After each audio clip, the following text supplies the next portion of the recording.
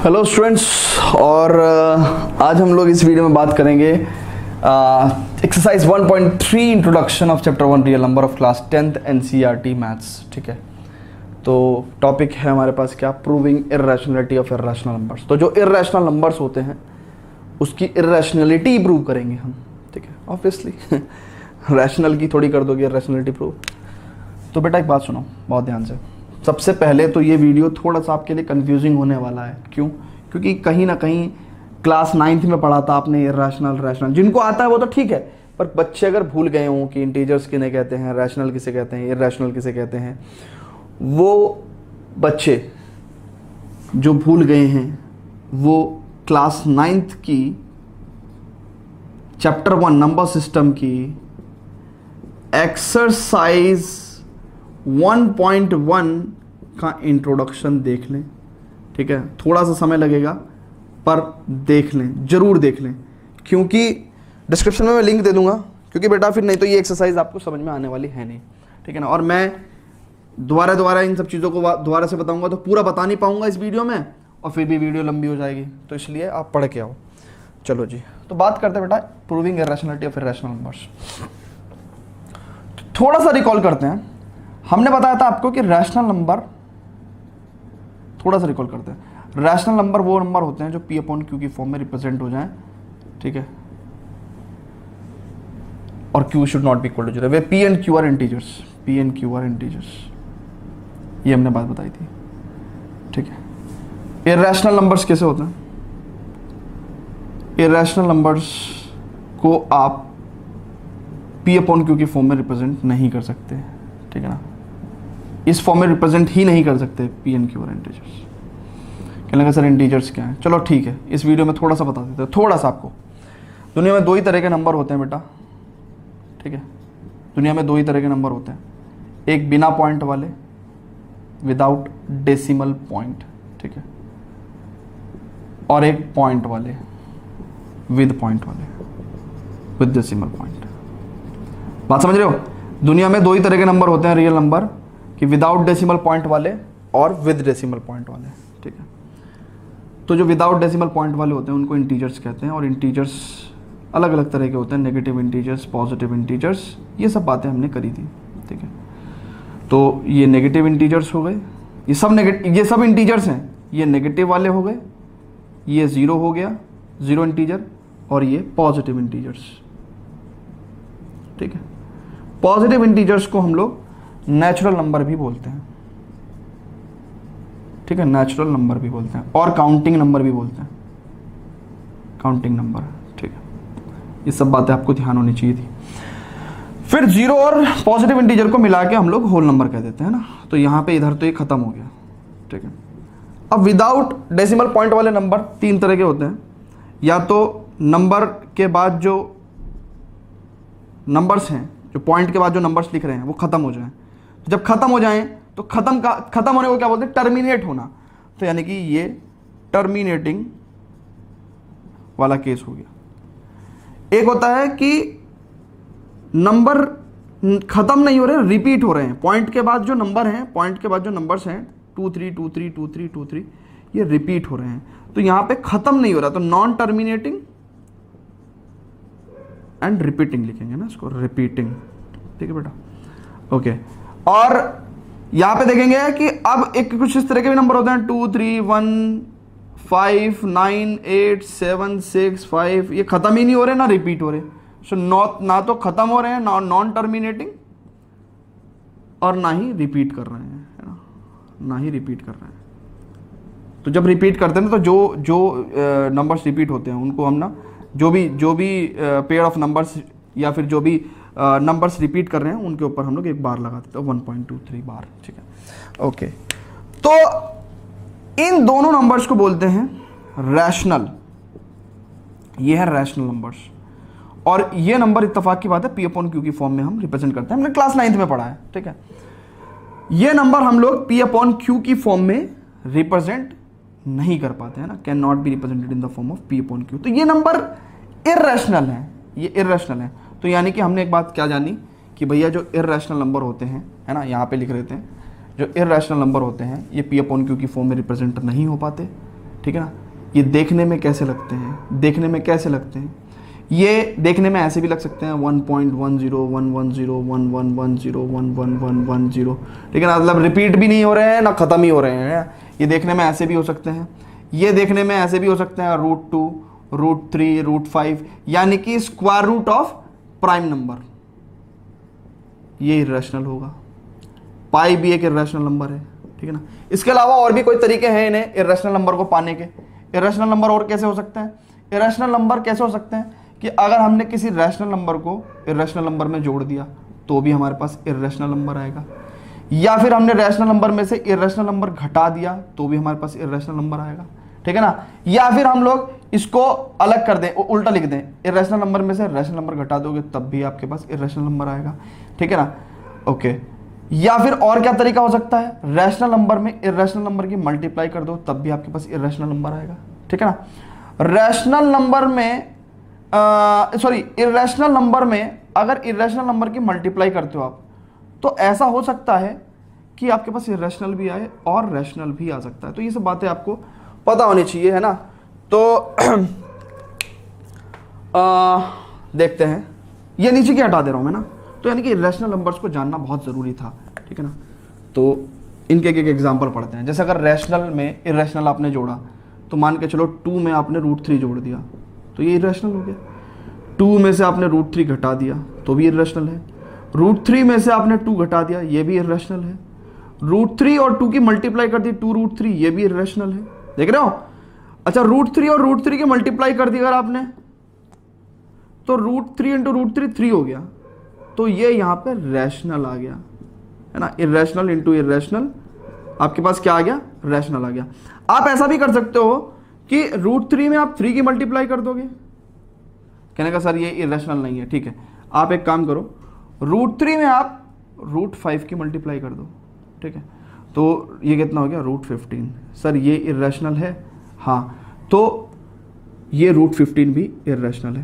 तो अब आपका क्वेश्चन एक बनता है कि सर आपने कहा square root of prime numbers, क्या square root of prime numbers के अलावा जो स्क्वायर रूट में होते हैं वो इर्रेशनल नंबर नहीं होते? हाँ होते हैं, √15 का एग्जांपल देखो आप, ठीक है। ये तो मैंने बताया कि जितने प्राइम नंबर हैं उनका स्क्वायर रूट तो इर्रेशनल होगा ही होगा, इसके अलावा और भी इर्रेशनल। तो सर एक इर्रेशनल की पहचान क्या है?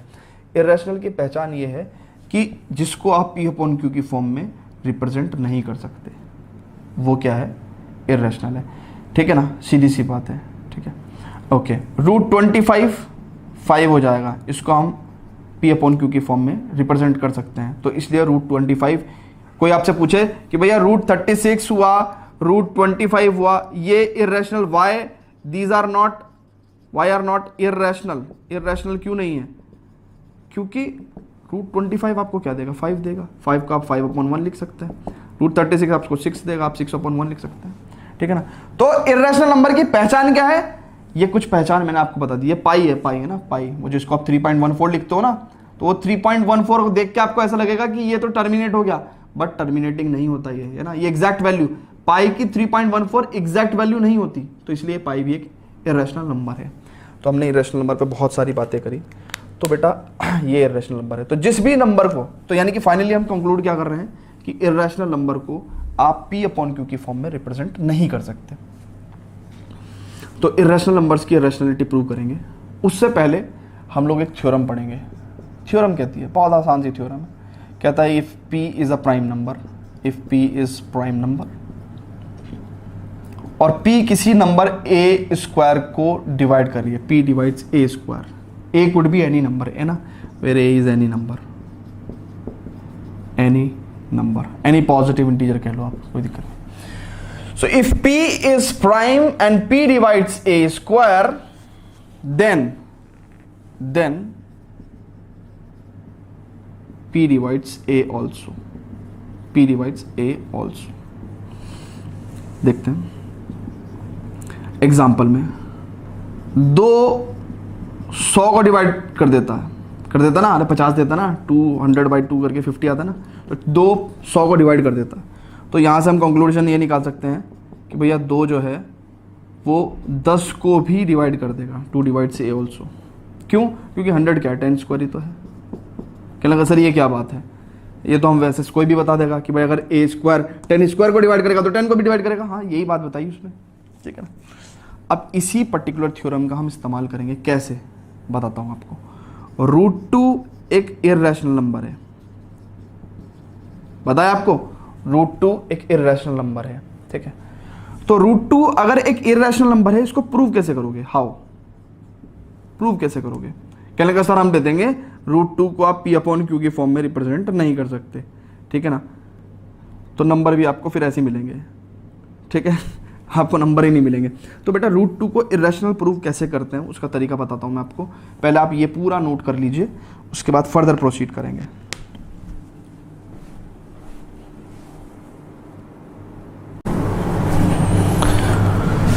ओके स्टूडेंट्स, तो कहता है कि prove that √2 is irrational number, है ना, इसको इरेशनल प्रूव करेंगे।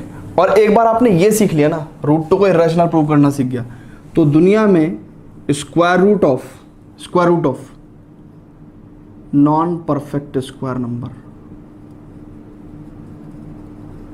ये एक आपको मैंने पहचान बता दी इरेशनल नंबर की, इरेशनल नंबर की वन ऑफ द पहचान, मतलब वन ऑफ द पहचान, अगर वो स्क्वायर रूट में है तो अगर यहां पे कोई नॉन परफेक्ट स्क्वायर नंबर हो गया तो वो हमेशा इरेशनल नंबर होगा। जैसे for example non perfect square में आप कुछ भी ले सकते हैं, जैसे सारे तो प्राइम नंबर्स आ गए, ठीक है ना, प्राइम नंबर्स के अलावा भी बहुत सारे नॉन परफेक्ट स्क्वायर वाले नंबर हैं। जैसे फॉर एग्जांपल हम लोग बात करें √6, अब 6 प्राइम नंबर नहीं है, बट √6 अगेन क्या है, एक इरेशनल नंबर हो गया, ठीक है, क्योंकि ये क्या है, परफेक्ट स्क्वायर नहीं है, ठीक है, ये 6 किसी का स्क्वायर नहीं होता, ठीक है। और यहाँ पे आप √10, अब 10 भी एक प्राइम नंबर नहीं है, बट स्टिल √6, √10 ये सब क्या है, इरेशनल नंबर है। और square root of prime number तो ऑलवेज इरेशनल है ना, ऑलवेज इरेशनल, ठीक है।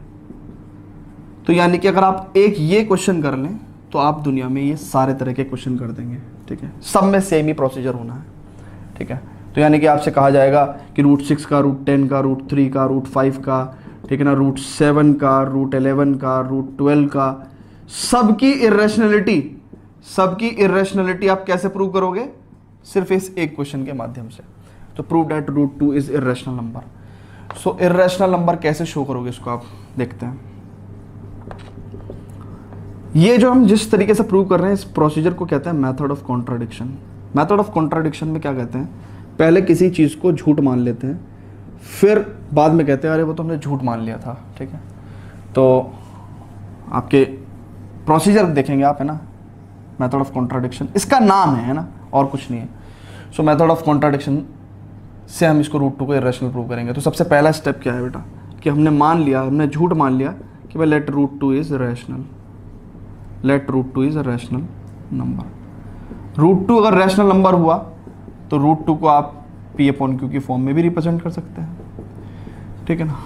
तो रैशनल नंबर को जब हम P/Q की फॉर्म में रिप्रेजेंट करते हैं तो होता क्या है कि हम उसकी सिंपलेस्ट फॉर्म लेते हैं। जैसे फॉर एग्जांपल अगर आप कहोगे कि 25/50, सर ये रैशनल नंबर है, ये रैशनल नंबर है, बट इसमें अगर गुंजाइश है काटने की, ठीक है ना, तो हम इसको फर्दर काट के लिखेंगे 1/2। तो ये जो P/Q है ये बिल्कुल सिंपलेस्ट फॉर्म है, यानी कि अब ये फर्दर नहीं कटेगा, ठीक है ना। इस बात को मैथमेटिकली कैसे कहते हैं वो लोग, वो ये कहते हैं कि भाई P और Q में, P एंड Q आर को प्राइम्स। जब दो नंबर 25 और 50 क्या था, दोनों में एक कॉमन फैक्टर था 25, 25 1 जा 25, 25 2 जा 50। वैसे तो बहुत सारे कॉमन फैक्टर थे, बट 25 और 50 में बहुत सारे कॉमन फैक्टर थे। 5 से भी काट सकते हो आप, 5/10, ठीक है ना, 5 से अगर काटते, ठीक है ना, या फिर आप इसको 25 से भी काट सकते हो 1/2, ठीक है। लेकिन हाईएस्ट कॉमन फैक्टर कौन सा था, 25 था, तभी तो 25 से एक बार कट गया। तो यानी कि जो हाईएस्ट कॉमन फैक्टर है उससे आपने इसको काट दिया, ठीक है ना। अब क्या बचा, अब हाईएस्ट कॉमन फैक्टर क्या है 1 और 2 में, एक, अभी आगे फर्दर कटता नहीं। तो जब चीजें आपस में नहीं कटती, यानी कि जब दो नंबर्स आपस हम फर्दर नहीं काट सकते, जब सिंपलेस्ट फॉर्म में दो नंबर्स आ जाते हैं, ये सिंपलेस्ट फॉर्म है, ये 25/50 की सिंपलेस्ट फॉर्म है, तो अब इसको हम फर्दर नहीं काट सकते। और इसको अगर हम फर्दर नहीं काट सकते तो अब ये सिंपलेस्ट फॉर्म है और इन दो नंबर्स को हम बोलेंगे को प्राइम। तो पी एंड क्यू आर को प्राइम्स, ठीक है ना, पी एंड क्यू को प्राइम्स, दैट मीन्स क्या कि P and Q have HCF highest common factor 1। तो जो दो नंबर जब उनके बीच में कोई भी कॉमन फैक्टर नहीं है 1 के अलावा, तो उसको हम को प्राइम कहते हैं। जैसे फॉर एग्जांपल अगर हम बात करें 8 और 10 की, 8 और 7 की, तो 7 और 8 में कोई भी कॉमन फैक्टर नहीं है 1 के अलावा, तो 7 and 8 will be called as coprime. 7 and 8 will be called as coprime, ठीक है ना।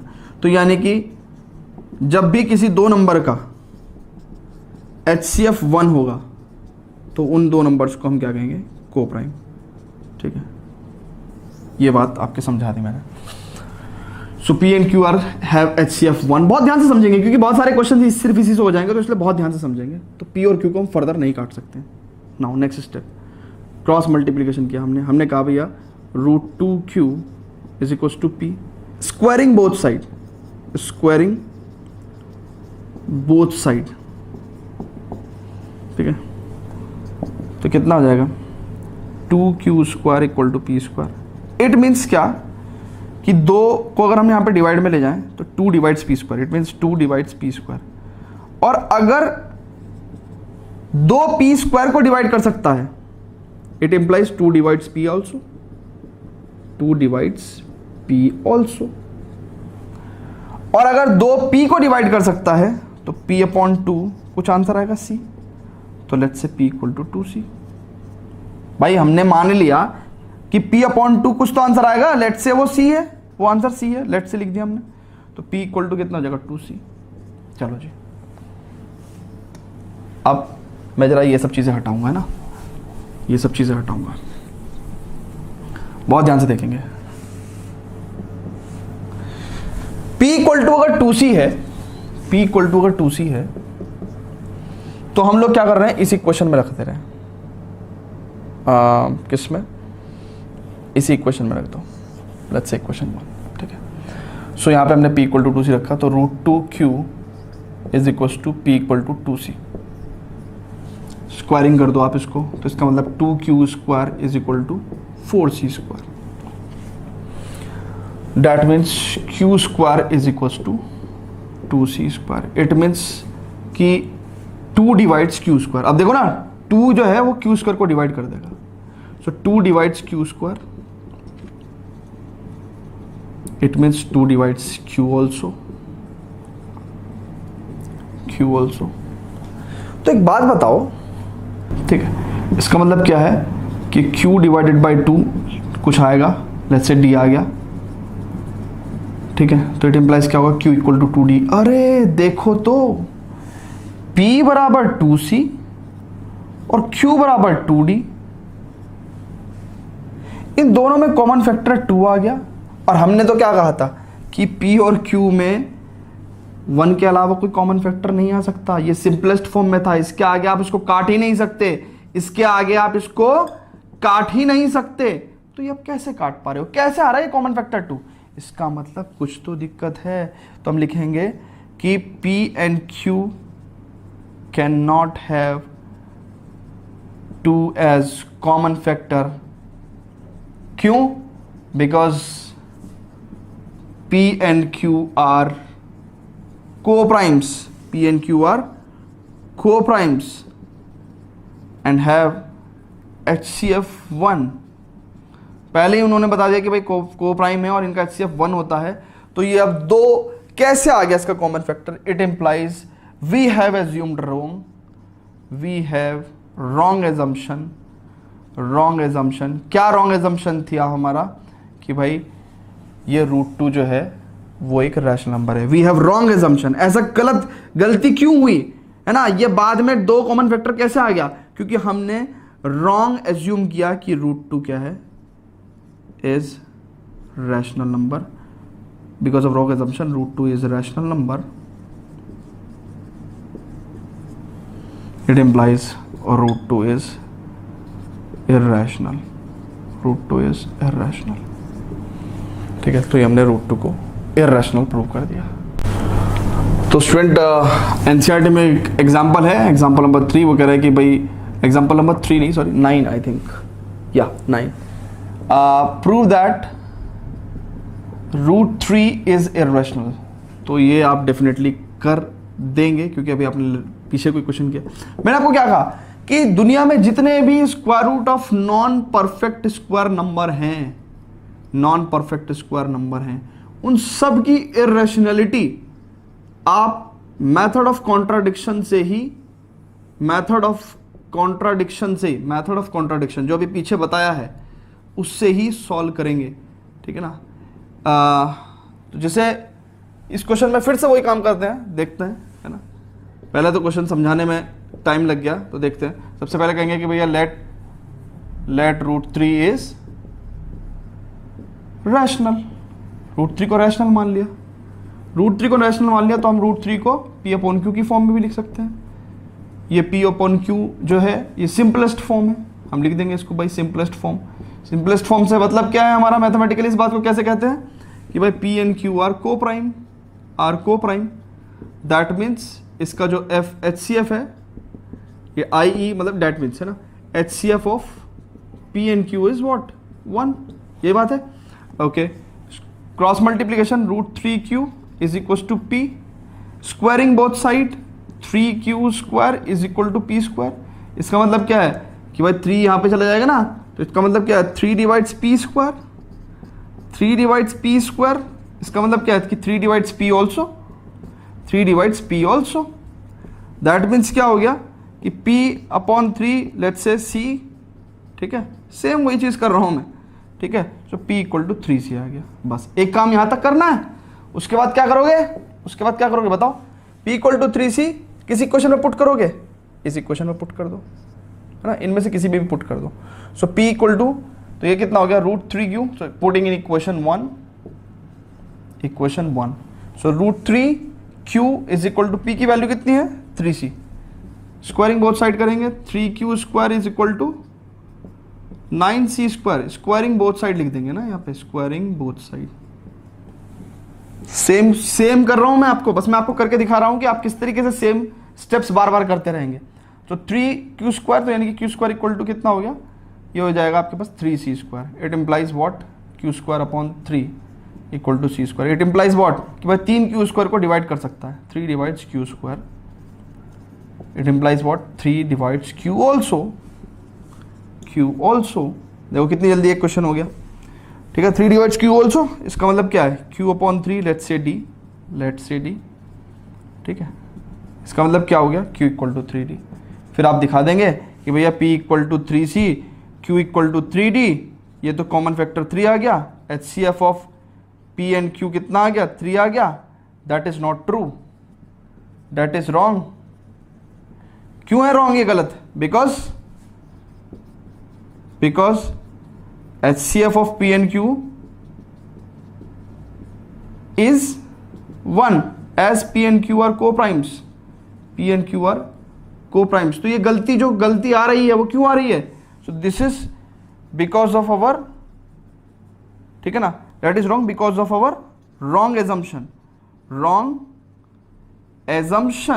ये हमने गलत एज्यूम किया था, गलत माना था that रूट 3 इज रैशनल, ये हमने गलत माना था। तो इसका मतलब क्या है, सही बात ये है कि रूट 3 इज इरैशनल, ठीक है बेटा। तो इस तरीके से कर देंगे आप। ये क्वेश्चन मैंने आपके लिए जानबूझ के किया है कि आपको पता चल जाए कि वो सेम मेथड जब आप अप्लाई करोगे तो किस तरीके से करना है। ओके, तो एक छोटी सी बात और पढ़ते हैं। Before that please pause the video, note it down. तो स्टूडेंट्स, इरेशनलिटी प्रूव करने में फिर दूसरे तरह के क्वेश्चन इस तरह के होते हैं, जैसे कि हमने बताया कि भाई रैशनल प्लस इरेशनल हो, या इरेशनल माइनस रैशनल, या रैशनल माइनस इरेशनल, ये तीनों क्या होंगे आपका इरेशनल नंबर्स होते हैं ना, ये तीनों ही क्या होंगे इरेशनल नंबर्स होंगे। तो इनको कैसे प्रूव करते हैं कि ये इरेशनल है, तो कुछ नहीं करना आपको, ये भी मेथड ऑफ कॉन्ट्रडिक्शन, बट लगाने का तरीका अलग है मेथड ऑफ कॉन्ट्रडिक्शन का। हम कहेंगे कि भैया let 5 minus root 3 is rational, ये हमने मान लिया। तो क्या हुआ कि भाई 5 minus root three, it implies, मतलब क्या कह सकते हैं हम कि भाई 5 माइनस रूट थ्री, इम्प्लाइज नहीं, ये इम्प्लाइज का मतलब गलत हो जाता है, इस बात से मतलब नहीं है। Let 5 minus root three is rational and 5 minus root three is equal to a upon B या p अपॉन क्यू कह लो यार। अगर ये 5 माइनस रूट थ्री रैशनल है तो p अपॉन क्यू की फॉर्म में लिख सकते हैं हम। अगेन हमें एक बात कहनी पड़ेगी कि भाई ये जो p एंड q है आर को प्राइम्स, ये बात आप जरूर लिखोगे क्योंकि हमें जो p q लेने हैं ये सिंपलेस्ट फॉर्म में ना, काट पीट के जितना भी रिड्यूस हो सके तो सिंपलेस्ट फॉर्म लेनी है। सिंपलेस्ट फॉर्म समझते हैं ना, अभी आपको बताया कि भाई अगर 25/50 है तो ये सिंपलेस्ट फॉर्म नहीं है, सिंपलेस्ट फॉर्म होती है ये 1/2, ठीक है ना। तो p और q सिंपलेस्ट फॉर्म है। जो सिंपलेस्ट फॉर्म होती है उनमें दो नंबर्स में कोई भी कॉमन फैक्टर नहीं होता एक के अलावा, तो p and q are coprime, that means HCF of जो हाईएस्ट कॉमन फैक्टर है p और q का वो 1 होगा, है ना। एक ही कॉमन फैक्टर है वही 1 है। ओके ये हो गया। अब थोड़ा सा काम करेंगे, 5 plus p upon Q root three, बस काम हो गया, चेक करो। तो क्या करना है, 5 minus root three is equals to p upon Q जैसे था हमारे पास, तो हम क्या करेंगे रूट थ्री को उधर ले जाएंगे, तो 5 minus p upon Q is equals to root three, ठीक है। बहुत ध्यान से देखेंगे, ये भी रैशनल और ये p अपॉन क्यू ये भी रैशनल, ठीक है भाई। देखो 5 रैशनल, जितने इंटीजर्स होते हैं वो सब रैशनल होते हैं, ऑल इंटीजर्स आर रैशनल, ठीक है। रिवर्स मे और may not be true. So all rationals, है ना, ऐसा नहीं होता कि सारे रैशनल्स इंटीजर हो जाएं, but all integers are rational. तो इसलिए मैं कह रहा हूं कि वो वीडियो जो हमने बताया ना, exercise 1.1 introduction of class 9th maths, so वो जरूर देखें आप। तो ये रैशनल प्लस ये रैशनल माइनस रैशनल, तो रैशनल माइनस जो रैशनल होगा वो तो रैशनल ही होगा। तो 5q minus p upon q ये एक रैशनल क्वांटिटी। अच्छा एक बात सुनो, ये तो अभी हमने पिछले वाले एग्जांपल में दिखाया ना कि रूट थ्री इर्रेशनल है, तो भैया रूट थ्री एक इर्रेशनल है, इसका मतलब कुछ तो गड़बड़ है भाई। इर्रेशनल क्वांटिटी रैशनल के इक्वल कभी आ ही नहीं सकती, तो ये हुआ कैसे, इसका मतलब कुछ तो गड़बड़ है ना, कुछ तो गड़बड़ है। तो क्या गड़बड़ है, तो इसका मतलब इस गड़बड़ को हम बोलते हैं कॉन्ट्राडिक्शन। दिस कॉन्ट्राडिक्शन, है ना, rational can not be equal to irrational, तो as we know that root three is rational, ये वाली बात नहीं लिखेंगे, लिखेंगे कि as rational can not be equals to irrational, है ना। सो ये जो गलती हो रही है, सो दिस कॉन्ट्राडिक्शन, ये जो गलती है, दिस कॉन्ट्राडिक्शन हैज अराइजन, ये बात लिखेंगे, arisen due to our wrong assumption, ये हमारा गलत अनुमान जो हमने लगाया था उसकी वजह से हुआ है। दैट गलत अनुमान क्या लगाया था हमने, that 5 minus root three is rational, 5 minus root three को रैशनल मानना ही सबसे बड़ी गलती थी हमारी, इसलिए एंड में जाके वो और बड़ी गलती हो गई। तो 5 minus root three is rational, ये हमारा रॉन्ग एजम्पशन था। तो अगर ये रॉन्ग एजम्पशन है तो सही बात क्या निकलेगी फिर, कि 5 minus root three is irrational. तभी हमने कहा था कि मेथड ऑफ कॉन्ट्राडिक्शन से हम इरेशनलिटी प्रूव करते हैं, ठीक है ना, कि पहले गलत मान लेते हैं फिर बाद में कहेंगे अरे गलत मान लिया था, ठीक है। Okay, so this is called as method of contradiction. Okay, तो यानी कि जितने भी इस तरह के क्वेश्चंस हैं, rational plus irrational, irrational minus rational, irrational minus irrational, इन सब की इरेशनलिटी आप इसी तरीके से दिखाओगे, ठीक है। ओके स्टूडेंट्स, तो बढ़ते हैं एग्जाम्पल नंबर 11 पे। Before that please pause the video to note it down. Okay students, तो अब rational into irrational equal to irrational होता है, तो ये वाली सारी फॉर्म हम पढ़ेंगे। इस तरह के जितने भी क्वेश्चंस होते हैं जिसमें रैशनल और इरेशनल नंबर की प्रोडक्ट को इरेशनल प्रूव करना होता है, वो सारे क्वेश्चंस हम इसी तरीके से करेंगे। तो कैसे करेंगे बेटा, अगेन मेथड ऑफ कॉन्ट्राडिक्शन, हमें झूठ मानना है कि रूट थ्री रूट टू जो है वो एक रैशनल नंबर है, और जब ये रैशनल नंबर होगा तो इसका मतलब क्या होगा कि 3 रूट 2 को हम लोग लिख सकते हैं p अपॉन क्यू की फॉर्म में, ठीक है, Q is not equal to 0। ठीक है। ये पी अपॉन क्यू क्या है, सिंप्लीफाइड फॉर्म में है। सिंप्लीफाइड फॉर्म का मतलब क्या होता है बेटा, कि P and Q are coprimes, P and Q are coprimes, और that means HCF of P and Q is equal to 1। इसको फर्दर नहीं काट सकते हम, ठीक है। Okay, so 3√2 is equal to P upon Q, so √2 is equal to P upon 3q। अब मेरी बात सुनो भाई, पी अपॉन क्यू सुनो, रैशनल नंबर में हम जो पी अपॉन क्यू बोलते हैं, where Q is not equal to 0, ये पी और क्यू क्या होते हैं, इंटीजर्स होते हैं, ठीक है। तो एक बार बताओ कि ये इंटीजर क्यू और 3 का मल्टीप्लीकेशन भी एक इंटीजर होगा, ठीक है ना। तो ये वाली राइट साइड क्वांटिटी तो रैशनल हो गई, ये तो राइट साइड वाली क्वांटिटी रैशनल हो गई, और ये √2 हम जानते हैं कि इरैशनल होती है, √2 वी नो इरैशनल। तो क्या हुआ, गलती हो गई, गड़बड़ हो गई। उस गड़बड़ को कैसे लिखेंगे कि भैया irrational can not be equal to, can not be, और अच्छे से लिखना चाहोगे ना, और अच्छे से लिखना चाहोगे, लाओ और अच्छे से लिखवाता हूं कि भाई लेफ्ट हैंड साइड में in LHS we have √2 which is irrational, ठीक है, which is irrational, ठीक है। in RHS we have P upon 3Q which is rational। तो लेफ्ट हैंड साइड में irrational क्वांटिटी और राइट हैंड साइड में rational quantity, irrational cannot be equal to, irrational cannot be equals to rational। ये गड़बड़ क्यों हो रही है, दिस कॉन्ट्राडिक्शन, ये तो सेंटेंस रट लो, this contradiction has arisen due to our wrong assumption that 3√2 is rational। ये हमने गलत माना था, हमने जो स्टार्टिंग में लेट किया था ना, ये हमने गलत माना था। तो ये गलत मान लिया था, तो सही बात क्या है फिर कि भाई 3√2 is irrational। जब ये बात गलत मान ली थी तो सही बात क्या है, 3√2 is irrational। बस हो गया। ओके स्टूडेंट्स, तो बढ़ते एक्सरसाइज पे, exercise 1.3। Before that please pause the video to note it down.